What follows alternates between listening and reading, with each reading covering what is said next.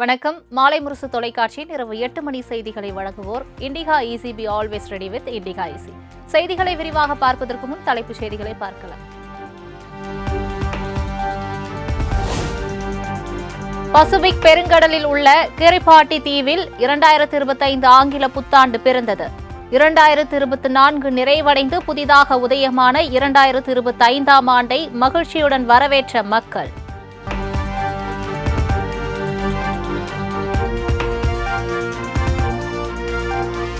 உலகிலேயே முதல் நாடாக நியூசிலாந்தின் ஆக்லாந்தில் வண்ணமயமாக பிறந்தது 2025 புத்தாண்டு. வான வேடிக்கை மற்றும் கேக் வெட்டியும் பட்டாசுகள் வெடித்தும் ஆட்டம் பாட்டத்துடன் புத்தாண்டை வரவேற்ற மக்கள்.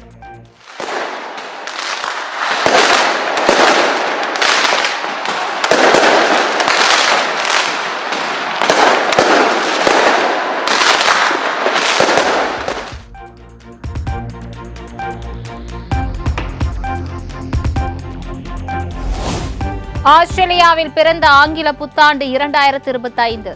சிட்னி நகரில் பிரம்மாண்ட வான வேடிக்கைகளுடன் புத்தாண்டை வரவேற்ற மக்கள்.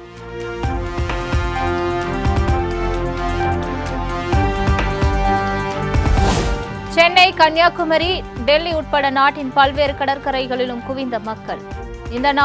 இந்த ஆண்டின் கடைசி சூரிய அஸ்தமனத்தை கண்டு ரசிப்பு.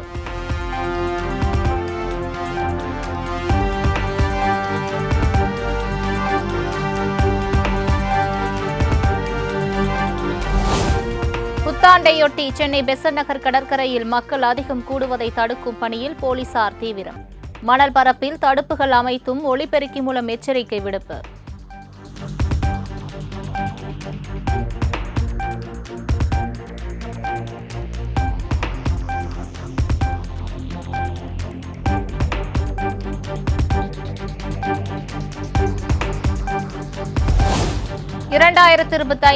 ஆங்கில புத்தாண்டை முன்னிட்டு முதலமைச்சர் மு.க.ஸ்டாலின் வாழ்த்து. இந்திய ஜனநாயகத்தின் மீதான நம்பிக்கையை மீட்ட 2024 நிறைவுற்று புத்தாண்டு 2025 பிறப்பதாக கருத்து.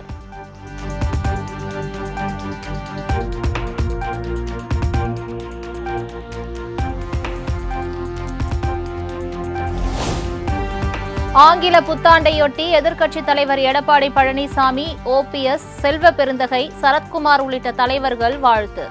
வரும் காலம் ஏற்றமிக்கதாக அமையட்டும் என புதுச்சேரி முதலமைச்சர் ரங்கசாமி உள்ளிட்டோரும் பொதுமக்களுக்கு வாழ்த்துச் செய்தி.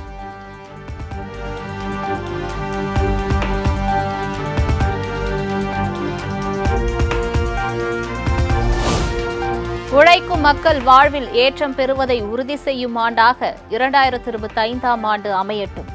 கடந்த ஆண்டின் கசப்பான அனுபவங்களை மறந்து மக்கள் மனதில் மகிழ்ச்சி மலரட்டும் என்றும் புதுச்சேரி மாநில பாஜக துணைத் தலைவர் ராஜசேகரன் புத்தாண்டு வாழ்த்து.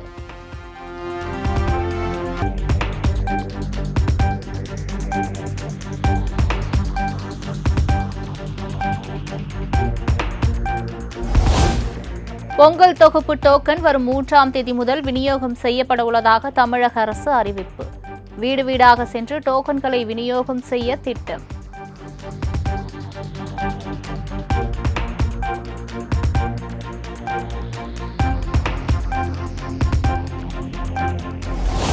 பொங்கல் பரிசு தொகுப்பு வரும் 9ஆம் தேதி முதல் விநியோகம். ரேஷன் கடைகளில் 1 கிலோ பச்சரிசி, 1 கிலோ சர்க்கரை மற்றும் ஒரு முழு நீல கரும்பு வழங்கப்படும் என தமிழ்நாடு அரசு அறிவிப்பு.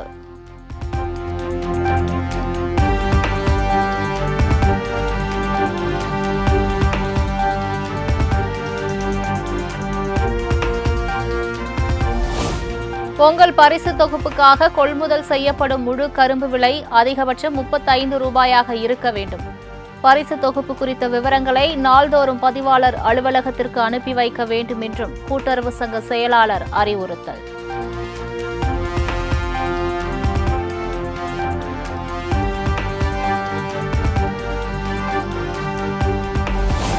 கன்னியாகுமரி, திருநெல்வேலி மற்றும் தென்காசி மாவட்டங்களில் ஓரிரு இடங்களில் இன்று கனமழை பெய்ய வாய்ப்பு. சென்னை வானிலை ஆய்வு மையம் கணிப்பு.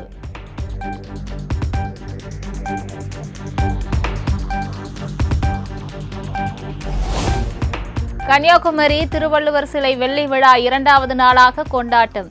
திருக்குறள் கண்காட்சியை தொடங்கி வைத்து பார்வையிட்டார் முதலமைச்சர் மு.க.ஸ்டாலின்.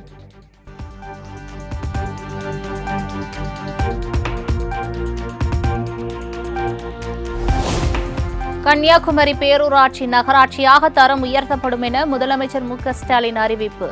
விவேகானந்தர் நினைவு மண்டபம், திருவள்ளுவர் சிலை இடையே இயக்க 3 புதிய பயணிகள் படகுகள் வாங்கப்படும் எனவும் தகவல்.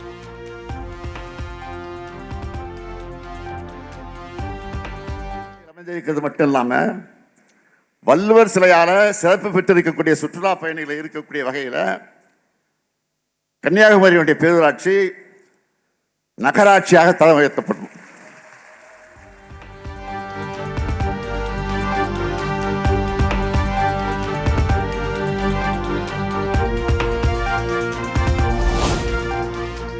தமிழுக்கும் தமிழ்நாட்டு மக்களுக்கும் உழைப்பதே வாழ்நாள் கடமை. கன்னியாகுமரியில் திருவள்ளுவர் சிலை வெள்ளி விழா மலரை வெளியிட்டு முதலமைச்சர் மு.க.ஸ்டாலின் பேச்சு.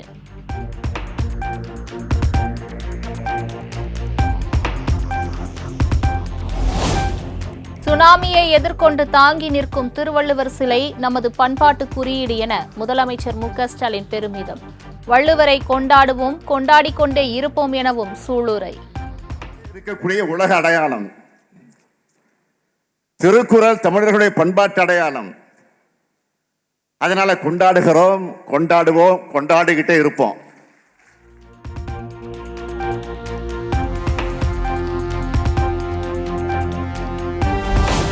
திருவள்ளுவர் சிலை வெள்ளி விழாவையொட்டி சிறப்பு பாடல் வெளியீடு. கமலஹாசனின் வரியில் A.R. ரஹ்மானின் இசையில் உருவான பாடலை வெளியிட்டார் முதலமைச்சர் மு.க.ஸ்டாலின்.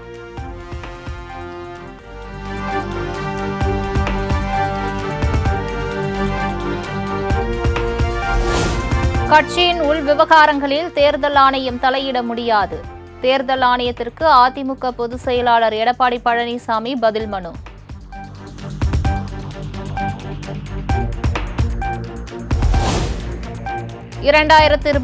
பொதுக்குழுவில் நிறைவேற்றப்பட்ட தீர்மானங்களை சென்னை உயர்நீதிமன்றம் அங்கீகரித்துள்ளதாக இபிஎஸ் விளக்கம். சின்னம் தொடர்பாக வழக்கு தொடர்ந்த ராம்குமார் ஆதித்தனுக்கும் அதிமுகவுக்கும் சம்பந்தம் கிடையாது எனவும் இபிஎஸ் திட்டவட்டம்.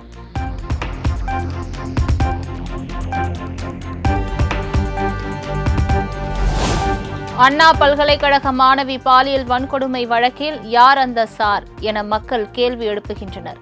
யாரோ வேண்டியவரை காப்பாற்ற அமைச்சர்கள் முயற்சி செய்வதாகவும் எடப்பாடி பழனிசாமி குற்றச்சாட்டு. கொடுக்கப்பட்ட புகார்ல இது இடம்பெற்றிருக்குதா இல்லையா? யார் அந்த சார் இடம்பெற்றிருக்குதா இல்லையா? இன்னொரு இருப்பதாக தெரியுதுல்ல, ஊடகத்தின் பத்திரிகைகள் நீங்க தான் வெளியிட்டு இருக்கிறீங்க அந்த செய்தியை.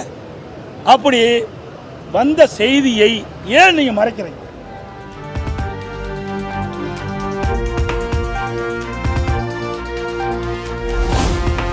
அண்ணா பல்கலைக்கழக மாணவி பாலியல் வன்கொடுமை சம்பவம் இந்திய அளவில் பேசப்பட்டு வருவதாக இபிஎஸ் கருத்து.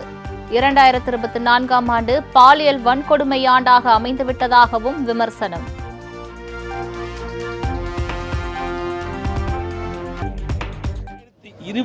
ஆம் ஆண்டு பெண்கள் பாலியல் வன்கொடுமைக்கு அமைந்த ஆண்டாக உள்ளது.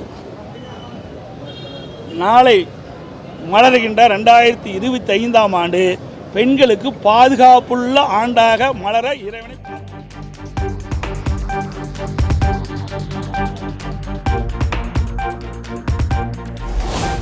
சென்னையில் தனியார் வணிக வளாகத்தில் போராட்டத்தில் ஈடுபட்ட அதிமுகவினர் மீது வழக்கு பதிவு செய்யப்பட்டதற்கு இபிஎஸ் கண்டனம். அரசியல் காழ்ப்புணர்ச்சியுடன் போடப்பட்ட வழக்கை உடனடியாக திரும்ப பெற வேண்டும் என வலியுறுத்தல்.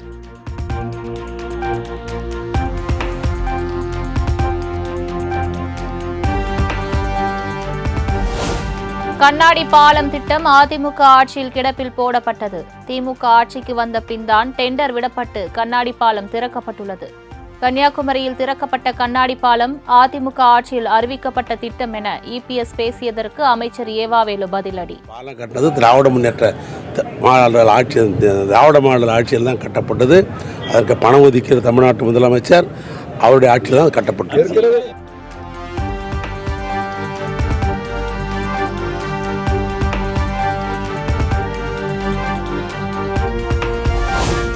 அரசியல் இருப்பை காட்ட மாணவியரிடம் அச்ச உணர்வை ஏற்படுத்தும் உள்நோக்கத்துடன் எடப்பாடி பழனிசாமி செயல்படுவதாக அமைச்சர் ரகுபதி குற்றச்சாட்டு.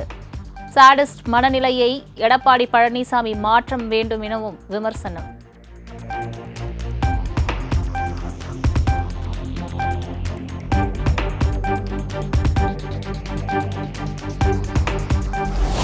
சென்னை வள்ளுவர் கோட்டத்தில் தடையை மீறி போராட்டத்தில் ஈடுபட முயன்ற சீமான் கைது. அண்ணா பல்கலைக்கழக மாணவி பாலியல் வன்கொடுமையை கண்டித்து போராட்டத்தில் ஈடுபட முயன்ற நிலையில் நடவடிக்கை.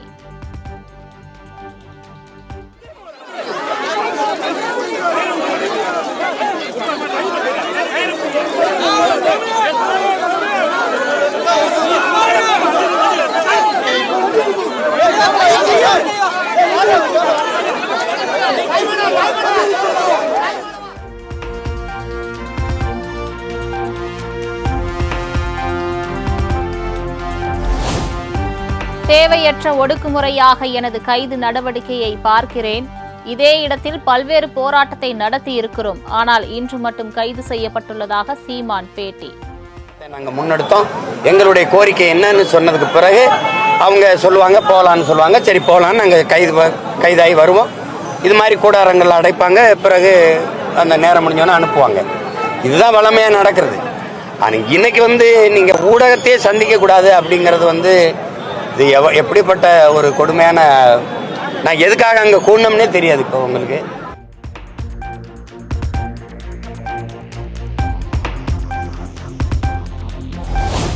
அண்ணா பல்கலைக்கழக வழக்கில் மாணவியின் எஃப்ஐஆர் மட்டும் வெளியானது எப்படி? குற்றச்சம்பவங்கள் நடைபெறும் இடங்களில் மட்டும் எப்படி சிசிடிவி கேமரா செயல்படாமல் போகிறது என்றும் சீமான் கேள்வி. பதிவாகும் போது இது ஒன்று மட்டும் அது பதிவாகலை அப்படின்னு மத்திய மாநில அரசு சொல்ல நாங்கள் கேட்கணும். எந்த குற்ற செயல்கள் நடக்கும்போது அங்கே இருந்த கண்காணிப்பு கருவி மட்டும் இயங்க மாட்டேது. ஏன் இதுவரை தமிழ்நாட்டில் எந்த குற்ற செயலுக்கும் அங்கே இருந்த சிசிடிவி கேமரா இயங்கலை.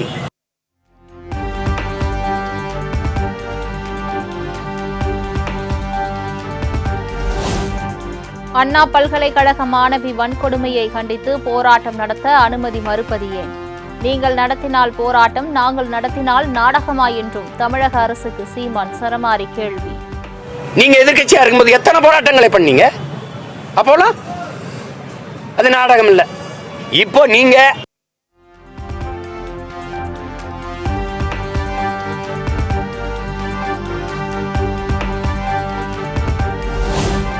நான் மன்னிப்பு கேட்கும் அளவுக்கு IPS அதிகாரி வருண்குமார் ஒன்றும் பெரிய ஆள் இல்லை.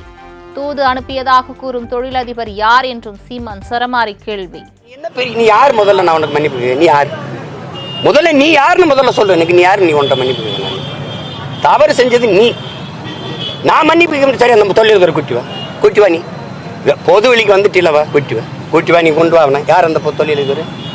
நீ கெஞ்சின பத்திரிகையாளர்களை விட்டு, உயர் காவல்துறை அதிகாரிகளை விட்டு, நீ சொல்ற ஆளை விட்டு என்கிட்ட கெஞ்சின. நான் இதுக்கு அவரை சந்திக்கணும். நான் எந்திரிச்சு போனேன். நான் ரிக்வஸ்ட் பண்ண உனக்கு மேல அதிகாரிகள்கிட்ட. அதெல்லாம் சரி வராதுன்னு நான் எதுக்கு பேசணும்? நீ அப்படியே நீ பெரிய இது மாதிரி பெரிய புனித பட்டம் கட்டிக்கிறேன். நீ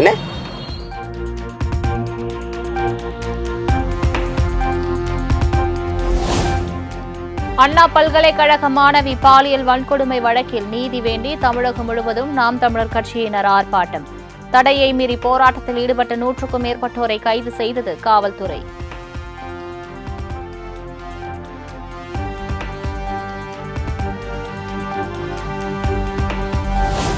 20க்கும் மேற்பட்ட குற்ற வழக்குகள் இருந்தும் ஞானசேகரனை எப்படி தமிழக அரசு இவ்வளவு இயல்பாக நடமாட அனுமதித்தது?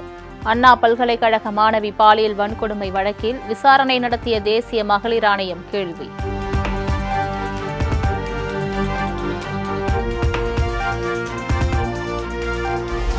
சென்னை செம்மொழி பூங்காவில் மலர் கண்காட்சியை ஜனவரி 2ஆம் தேதி முதல் தொடக்கம். முதலமைச்சர் மு.க.ஸ்டாலின் தொடங்கி வைப்பார் என அமைச்சர் MRK பன்னீர்செல்வம் தகவல். வருகின்ற 2ஆம் தேதி அன்று காலை 10 மணி அளவில் மாண்புமிகு தமிழக முதல்வர் அவர்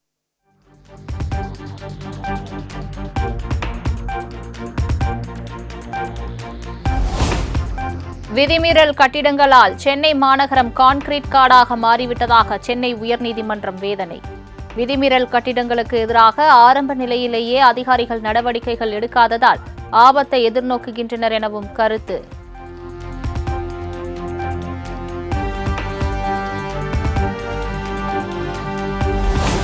சென்னை அடுத்த பனையூர் புதிய அலுவலகத்தில் 9 மாவட்ட செயலாளர்களுடன் பாமக தலைவர் அன்புமணி சந்திப்பு. கட்சியின் நிறுவனர் ராமதாசுடன் கருத்து வேறுபாடு ஏற்பட்ட நிலையில் ஆலோசனை.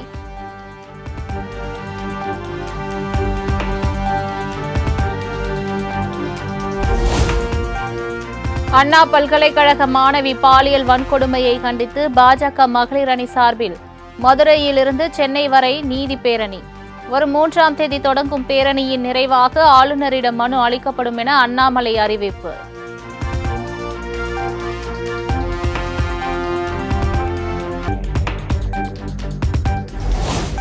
ஜனவரி 3ஆம் தேதி கூடுகிறது பாஜக மாநில மையக்குழு கூட்டம். மாவட்ட தலைவர்கள் தொடர்பான முக்கிய அறிவிப்புகள் வெளியாக உள்ளதாக தகவல்.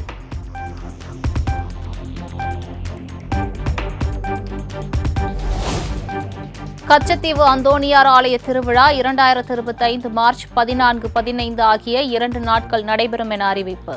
இந்தியாவிலிருந்து எத்தனை பேருக்கு அனுமதி வழங்கப்படும் என்பது குறித்து இலங்கை அரசு விரைவில் அறிவிக்கும் என யாழ்ப்பாண மறைமாவட்ட ஆயர் தகவல்.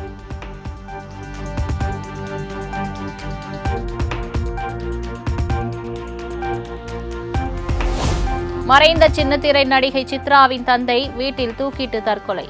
ஓய்வு பெற்ற காவல் உதவி ஆய்வாளரான காமராஜ் திருவான்மியூர் இல்லத்தில் சடலமாக மீட்பு.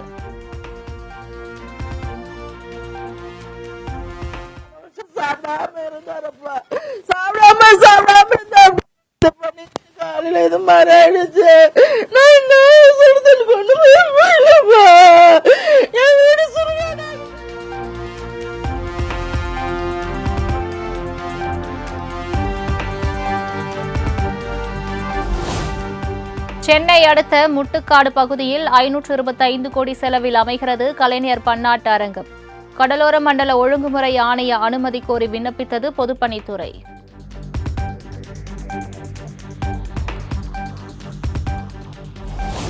ஸ்மார்ட் மீட்டர் கொள்முதல் தொடர்பான சர்வதேச டெண்டரை ரத்து செய்தது டான்ஜெட்கோ. மற்ற நிறுவனங்களை விட குறைவான தொகையை அதானி நிறுவனம் குறிப்பிட்டிருந்த போதிலும் ரத்து செய்வதாக அறிவிப்பு.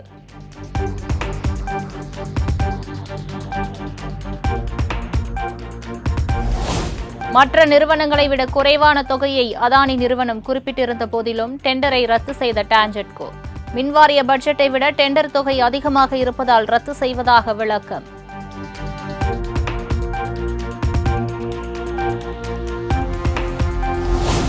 ஸ்மார்ட் மீட்டர் தொடர்பாக அதானிக்கு வழங்கப்படவிருந்த ஒப்பந்தம் ரத்து செய்யப்பட்டதற்கு அன்புமணி ராமதாஸ் வரவேற்பு. மின் கொள்முதல் ஒப்பந்தத்தையும் ரத்து செய்ய தமிழக அரசுக்கு வலியுறுத்தல்.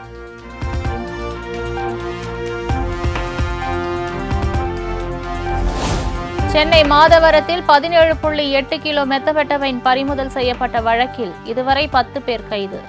3 தனிப்படைகள் அமைக்கப்பட்டு தீவிர விசாரணை நடத்தப்பட்டு வருவதாக போலீசார் தகவல்.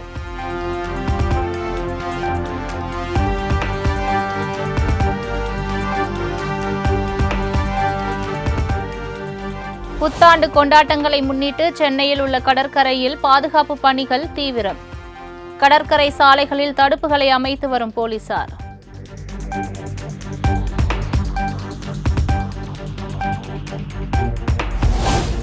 சென்னையில் புத்தாண்டையொட்டி விதிகளை மீறும் நட்சத்திர விடுதிகள் மீது கடும் நடவடிக்கை எடுக்கப்படும்.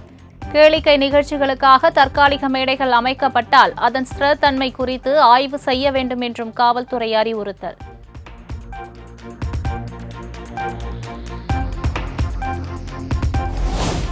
புத்தாண்டு கொண்டாட்டங்களை முன்னிட்டு புதுச்சேரியில் முன்னெச்சரிக்கை பணிகள் தீவிரம். பல்வேறு மாநிலங்களிலிருந்து சுற்றுலா பயணிகள் வருவதால் 2000க்கும் மேற்பட்ட போலீசார் பாதுகாப்பு.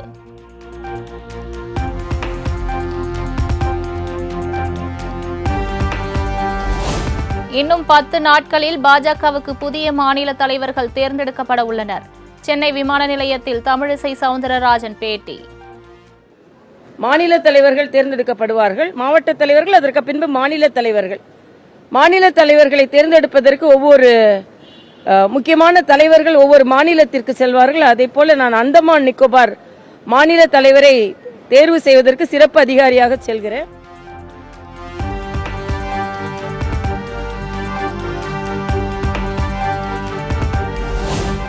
மத்திய அரசு வழங்கிய நிதியை தமிழக அரசு முழுமையாக பயன்படுத்தவில்லை என தமிழிசை சவுந்தரராஜன் குற்றச்சாட்டு.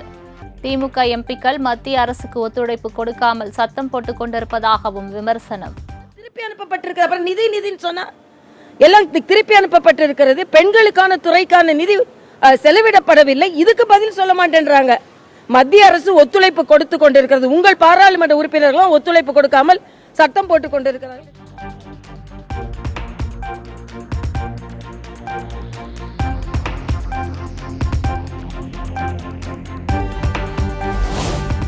ஸ்டாண்ட் அப் காமெடி என்ற பெயரில் ஜவஹர்லால் நேரு குறித்து அவதூறாக பேசிய பரத் பாலாஜி என்பவர் மீது நடவடிக்கை எடுக்க வேண்டும். புகழ்பெற்ற தலைவர்களை பற்றி அவதூறாக பேசி விளம்பரம் தேடுவது வாடிக்கையாகிவிட்டதாகவும் விமர்சனம்.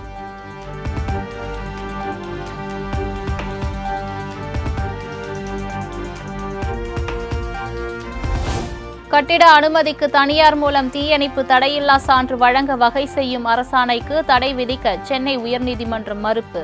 வழக்கு தொடர்பாக 4 வாரங்களில் பதில் அளிக்க தமிழக அரசுக்கு உத்தரவு.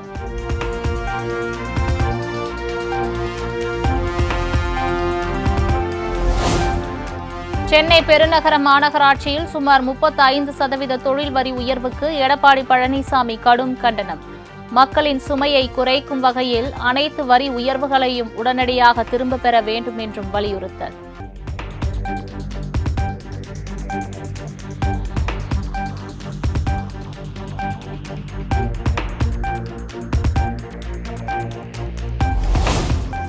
மேட்டூர் அணையில் இருந்து வீணாகும் உபரி நீரை ஏரிகளில் நிரப்ப வேண்டும். மேட்டூர் உபரிநீர் திட்டத்தை விரிவுபடுத்த தமிழக அரசு முன்வர வேண்டும் என்றும் பாமக நிறுவனர் மருத்துவர் ராமதாஸ் வலியுறுத்தல்.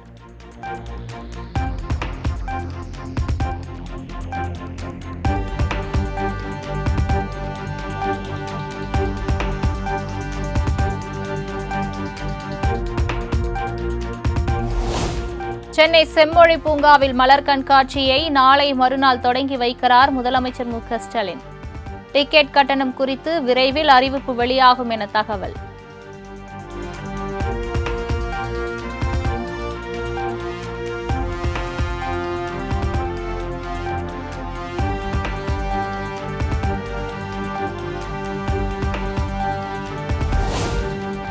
ஜனவரி 2025 முதல் சென்னை புறநகர் மின்சார ரயில் சேவையில் மாற்றம். சென்னையில் இயங்கும் அனைத்து வகை புறநகர் மின்சார ரயில் சேவை நேரமும் மாற்றப்படுவதாக தெற்கு ரயில்வே அறிவிப்பு.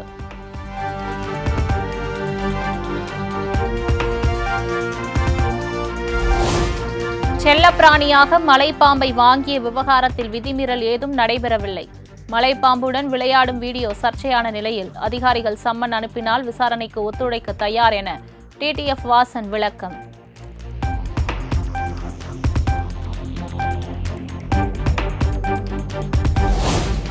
திருவள்ளூர் மாவட்டம் திருநின்றவூரில் காரில் கடத்தி வரப்பட்ட 1 கோடி ரூபாய் மதிப்பிலான யானை தந்தம் பறிமுதல். சிசிடிவி காட்சிகளின் அடிப்படையில் கடத்தல் கும்பலை தேடி வரும் காவல்துறை.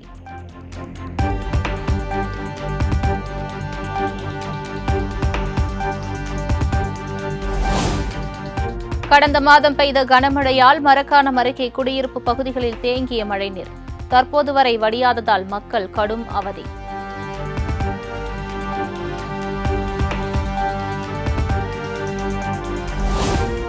திருச்சியில் முன்னாள் அமைச்சர் ஆர்.பி. உதயகுமார் தலைமையில் அதிமுகவினர் போராட்டம். மாநகர பகுதியில் புதிய பாலங்கள் அமைக்கும் பணிகள் மந்தகதியில் நடைபெறுவதாக குற்றச்சாட்டு.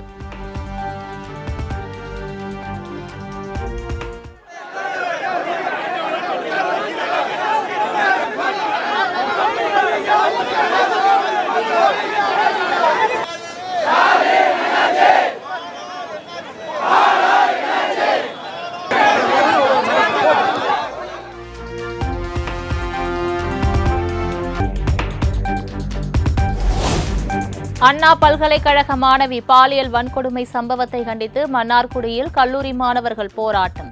குற்றவாளிக்கு கடுமையான தண்டனை வழங்கக் கோரி முழக்கங்கள் எழுப்பிய மாணவர்கள்.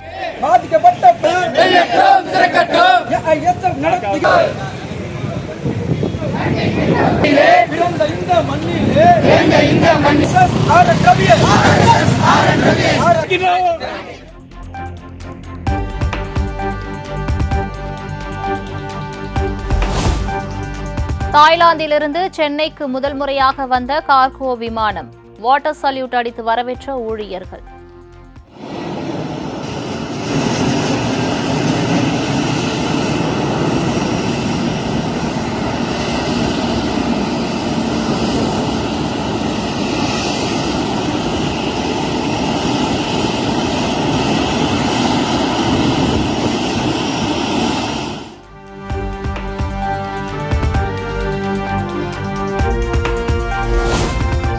ஓசூர் குடியிருப்பு பகுதிக்குள் நுழைந்த ஒற்றை காட்டு யானை பதறி அடித்து ஓடிய போது நூலிழையில் உயிர் தப்பிய சிறுவன்.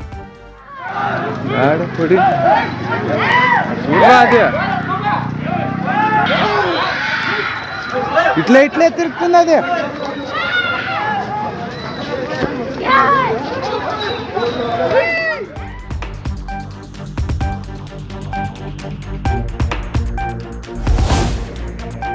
ராமேஸ்வரம் அக்னி தீர்த்த கடற்கரையில் பெண்கள் உடைமாற்று அறையில் கேமரா வைத்து வீடியோ எடுக்கப்பட்ட விவகாரம். உடைமாற்றும் அறைக்கு சீல் வைத்து அகற்றினால் கடுமையான நடவடிக்கை எடுக்கப்படும் என போலீசார் எச்சரிக்கை.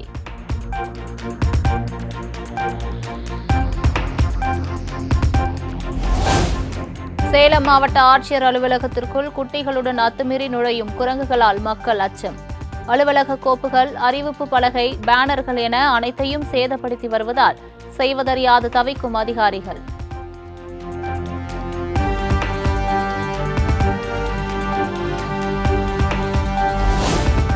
மணிப்பூர் மாநிலத்தில் நடைபெற்ற விரும்பத்தகாத நிகழ்வுகளுக்காக மன்னிப்பு கோரினார் முதலமைச்சர் பைரன் சிங்.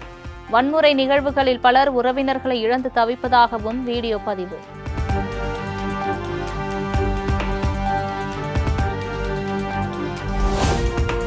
மணிப்பூர் வன்முறை விவகாரத்தில் பிரதமர் மோடி மன்னிப்பு கோர வேண்டும். உலகம் முழுவதும் பயணம் செய்யும் பிரதமர் மணிப்பூர் செல்வதை மட்டும் தவிர்த்து வருவது ஏன் என்றும் காங்கிரஸ் பொதுச் செயலாளர் ஜெயராம் ரமேஷ் சரமாரி கேள்வி.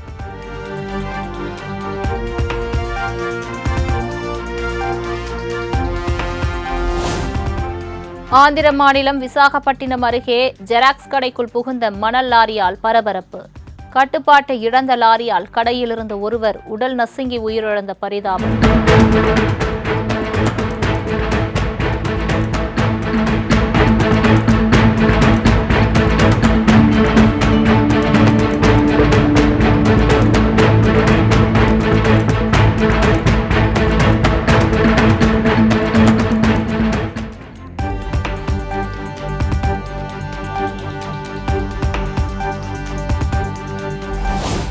உலகில் உள்ள மொத்த தங்கத்தில் 11% தங்கத்தை இந்திய பெண்கள் வைத்துள்ளதாக தகவல். தமிழ்நாட்டு பெண்களிடம் மட்டும் 6720 டன் தங்கம் உள்ளதாகவும் உலக கோல்ட் கவுன்சில் விளக்கம்.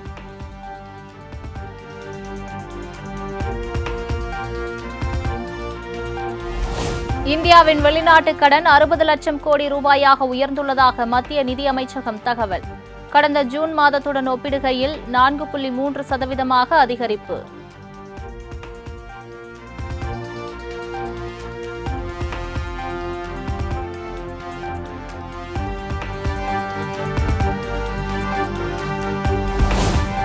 (2024) வெளியான 241 தமிழ் படங்களில் 18 படங்கள் மட்டுமே வெற்றி பெற்றுள்ளதாக திரைப்பட விநியோகஸ்தர்கள் மற்றும் திரையரங்கு உரிமையாளர்கள் தகவல். திரைப்படங்களை தயாரிக்க சுமார் 3000 கோடிக்கு மேல் செலவாகி இருக்கும் நிலையில் 1000 கோடி இழப்பு.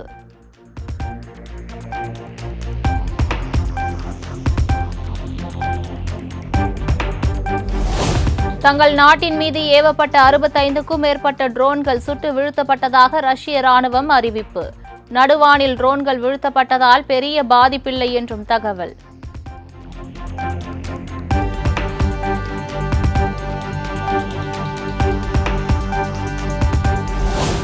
உடல் நலக்குறைவு காரணமாக மருத்துவமனையில் சிகிச்சை பெற்று வரும் முன்னாள் கிரிக்கெட் வீரர் வினோத் காம்ப்ளி சிகிச்சைக்கு இடையே மருத்துவமனையில் நடனமாடி மகிழ்ச்சி.